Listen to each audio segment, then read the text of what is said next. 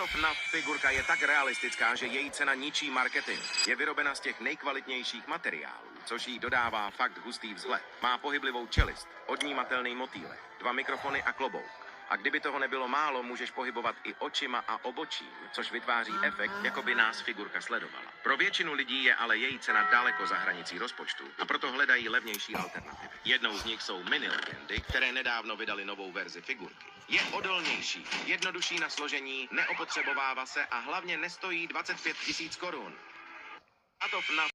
Tato FNAF figurka je tak realistická, že její cena ničí marketing. Je vyrobena z těch nejkvalitnějších materiálů, což jí dodává fakt hustý vzhled. Má pohyblivou čelist, odnímatelný motýlek, 2 mikrofony a klobouk.